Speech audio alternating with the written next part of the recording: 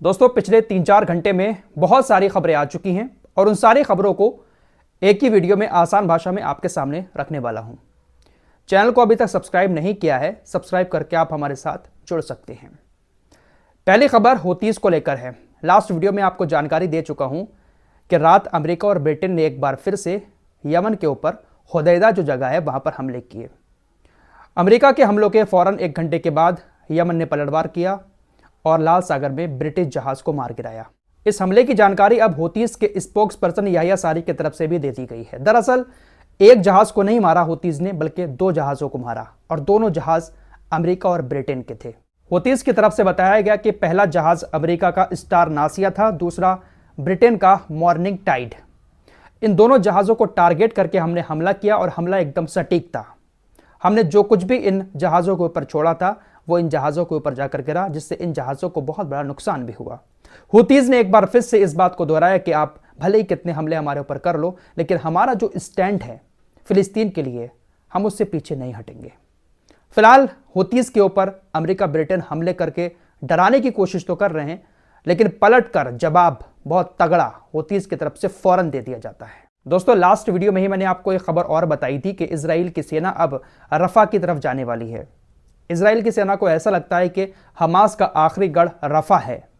यहां पर अगर हम अपनी सेना को तैनात कर देते हैं तो हमास पूरी तरह से कमजोर पड़ जाएगा, जिसको लेकर इजराइल ने मिस्र को भी चेतावनी दे दी है कि आप पीछे हट जाएं, हम अपनी सेना को वहां पर तैनात करना चाहते हैं। आपको मैं ये भी बता चुका हूं कि इसी इलाके में लाखों गाजा के लोग टेंट बनाकर रह रहे हैं। अब देखिए इजराइल का प्लान क्या है।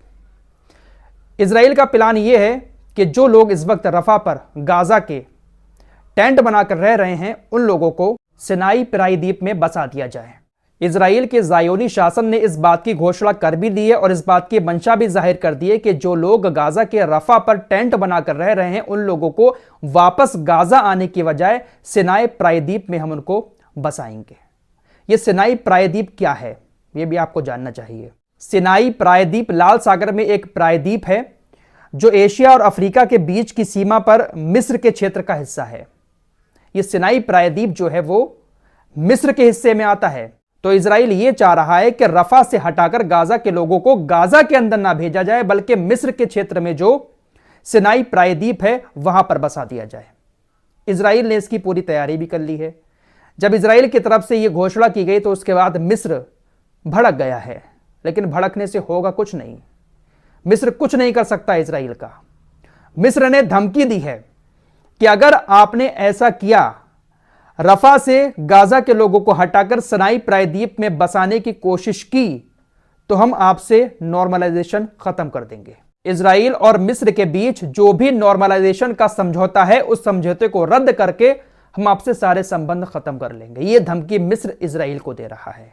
फिलहाल इस खबर को लेकर 100 बात की एक बात यह है कि इजराइल और मिस्र के बीच तनाव बहुत जल्द बढ़ने वाला है और इजराइल इस बॉर्डर पर कुछ ना कुछ बड़ा कांड करने वाला है।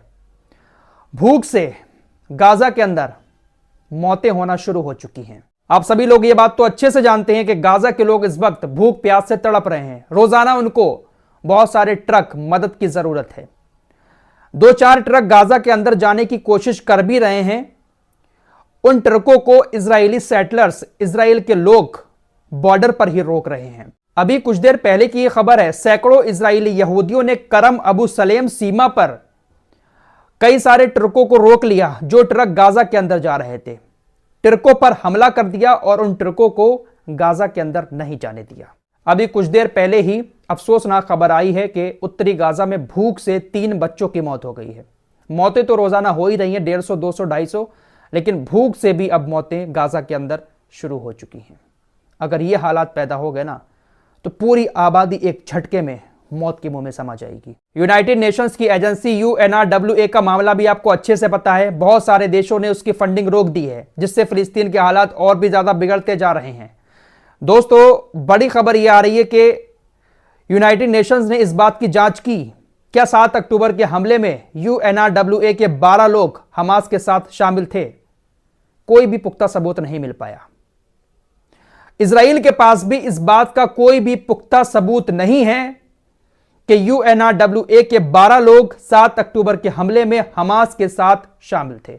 सिर्फ इजराइल ने मुंह से यह दावा किया है, कुछ दिखाया नहीं है, कोई सबूत दुनिया के सामने पेश नहीं किया है, लेकिन फिर भी 12-14 देशों ने, जो अमेरिका और इजराइल के गुलाम बने पड़े हैं, उन देशों ने UNRWA की फंडिंग रोक दी है। खबर आ रही है कि 15 फ्रांसीसी सांसद रफा बॉर्डर पर पहुंचे और वहां पर जाकर उन्होंने इजराइल से तुरंत सीज फायर की मांग की। फ्रांस का रुख थोड़ा सा बदला बदला नजर आ रहा है कुछ दिन से, मैं आपको लगातार बता रहा हूं खबरें। आज ही फ्रांस के राष्ट्रपति इमैनुअल मैक्रों का भी बयान आया। इमैनुअल मैक्रों ने कहा कि गाजा फिलिस्तीनी जमीन है और इजराइल को गाजा का फ्यूचर तय करने का कोई भी अधिकार नहीं है। इस तरह के बयान पहले भी फ्रांस की तरफ से आ चुके हैं। फ्रांस ने नाटो के साथ अपना संबंध खत्म करने की भी बात कही है।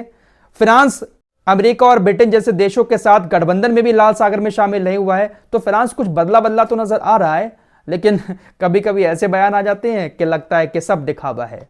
इजराइल का कट्टरपंथी नेता वेन गिवर, इसके बेटे ने जो बाइडेन को लेकर ट्विटर एक्स पर एक पोस्ट लिखा। इसने लिखा कि जो बाइडेन को अल्जाइमर रोग है, जो बाइडेन का मानसिक संतुलन ठीक नहीं है, उनका दिमाग ठीक नहीं है, वो बहुत बड़े रोगी हैं। इस तरह का एक पोस्ट किया गया। जैसे ये पोस्ट सामने आया तुरंत इसको डिलीट करवा दिया गया और बेन गिवर ने सामने आकर माफी भी मांगी। मैकडोनाल्ड का बयान आया है। मैकडोनाल्ड ने आज ऑफिशियली इस बात को एक्सेप्ट कर लिया है कि इजराइल और हमास की जंग की वजह से उसको बहुत बड़ा नुकसान उठाना पड़ा है। मैकडोनाल्ड ने कहा कि पिछले 4 साल में जो पहली तिमाही में हमारी बिक्री होती थी, उस टारगेट से हम बहुत पीछे रहे। पिछले 4 सालों में ऐसा हमारे साथ पहली बार हुआ है।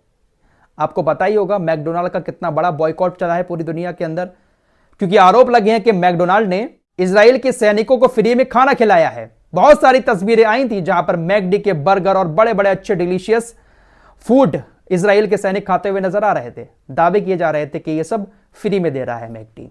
ऋषि सुनक ये रूस से पंगा लेने की कोशिश कर रहा है और रूस से पंगा यूक्रेन की खातिर ले रहा है अमेरिका के कहने पर।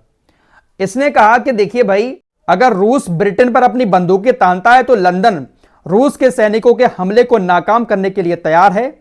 हमारे सैनिक रूसियों से लड़ने के लिए पूरी तरह से तैयार हैं। यह जनाब भी जो बाइडेन के पीछे पीछे चले ही जा रहे हैं। फिलहाल बड़ी खबर यह आ रही है कि जो रिपब्लिकन पार्टी है अमेरिका की और डोनाल्ड ट्रंप, उसने यूक्रेन और इजराइल को फंडिंग देने का जो विधेयक आया था, उस विधेयक को खारिज कर दिया है। कल ही आपको खबर दे चुका हूं, $60 अरब यूक्रेन को दिए जाते, $18 अरब इजराइल को देने का एक विधेयक आया था। लेकिन डोनाल्ड ट्रंप का कहना है कि नहीं, यह पैसा इन देशों को नहीं दिया जाएगा। फिलहाल इस रिपोर्ट में इतना ही। खबरें लगातार आ रही हैं। हमारी नेक्स्ट वीडियो का आप लोग इंतजार करें। मिलते हैं एक और नई वीडियो के साथ, तब तक के लिए अल्लाह हाफिज।